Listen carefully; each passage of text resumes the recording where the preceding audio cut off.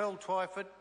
Mr Chairman, this is my first call in the 51st Parliament, and I want to start with a couple of points. First, I want to congratulate you, Mr Chairman, on your appointment as Deputy Speaker, and I want to thank the good people of the Te Aratu electorate for electing me to do this job for another 3 years, and particularly I want to thank my hard-working campaign team for all the work they did getting the vote out.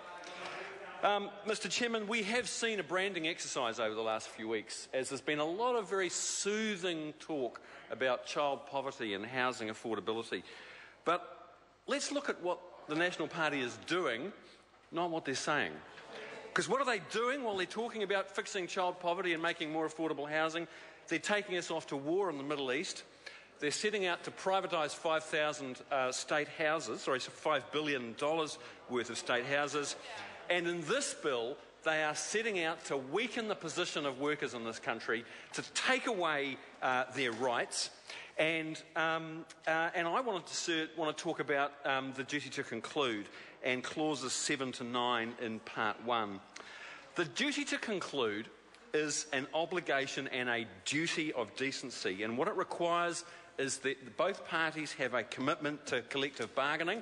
They're not allowed to just walk away from the bargaining table. And what this bill does, Mr Chairman, is it strips out that decent civilising influence of the duty to conclude, and it replaces it with the law of the jungle. Now, Mr Chairman, this bill, the Employment Relations Amendment Bill, may as well be called the Ports of Auckland Bill, because this bill is dedicated to the Ports of Auckland. And in fact, the former Minister Simon Bridges pretty much put that on the public record when he said that this bill was a direct response to the Ports of Auckland dispute. And I want to say, Mr Chairman, a few things about the Ports of Auckland dispute, because I'm an Aucklander and I objected to an organisation owned by the ratepayers of Auckland behaving in the most despicable way to its employees. This bill sends a signal to employers like the Ports of Auckland. It says, the gloves are off. Knock yourself out. It's all on. You can smash the union, you can casualise the workers, you can drive down your labour's costs, and boys, this is how you're going to do it. That is what clauses 7 to 9 in this bill are all about. In March 2012, Mr Chairman, the Ports of Auckland and the Maritime Union of New Zealand found themselves in a dispute. The union was seeking to place some restrictions on the ability of the company to contract out its workforce.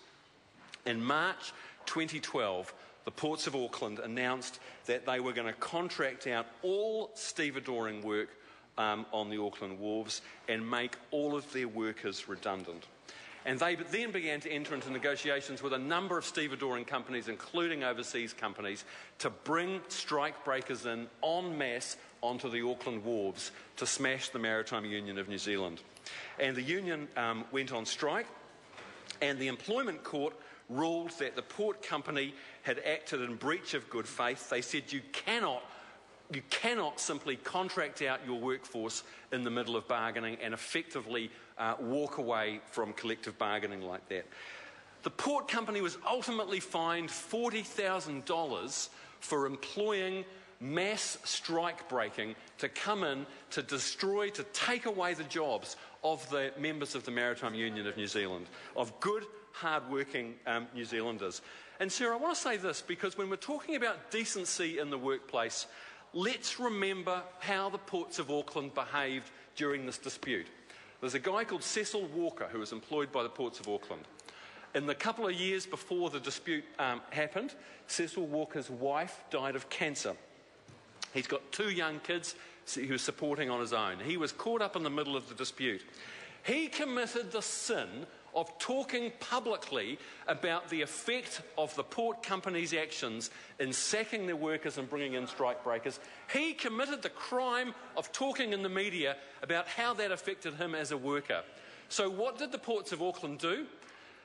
They rifled through his personnel files in the Human Resources Office, and they leaked Cecil Walker's personal information to Whale Oil, the National Party's paid attack dog. So Cameron Slater, on behalf of the Ports of Auckland, a paid attack dog launched organised character assassination against Cecil Walker. Mr Chairman. Phil Twyford. That shows, sir, what some employers will do when the leash is off. The Ports of Auckland thought this was their big opportunity to smash the union, to end the collective contract, and they walked away from it, just as this bill will allow them to do once it's passed. But the decency of the current legislation, of the duty to conclude, backed up by the Employment Court, brought the Ports of Auckland back to the negotiating table. The effect, sir, of that dispute, of bringing in new workers on lower wages, of setting up their own union to compete with the Maritime Union, the effect of that was to weaken the terms and conditions of those employers. And that is what this law is designed to do. And you mark my words, Mr Chairman, when this bill is passed, that sends a signal to the worst employers in this country and invites them to smash the union, to drive down the terms and conditions and to lower wages costs. This is not a good bill. It is not a sensible or pragmatic bill, as the Minister said in his opening contribution.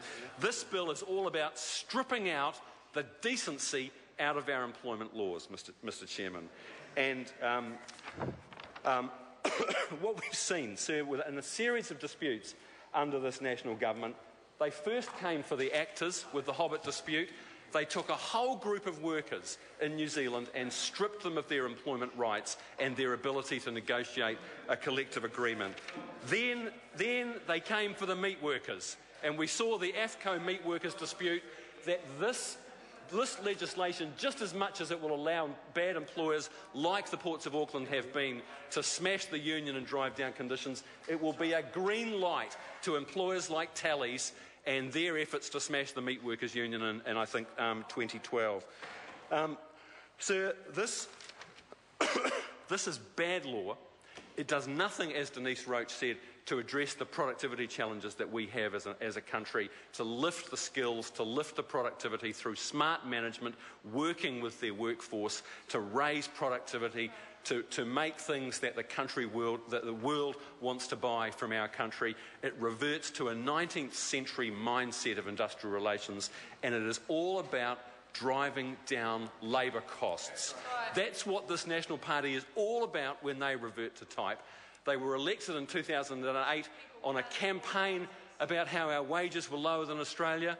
Why are our wages lower than Australia? They are lower because in this country the successive national governments have smashed the unions and weakened the power of New Zealand workers to collectively negotiate to get a fair share of the wealth they produce. This bill is just another chapter in that series.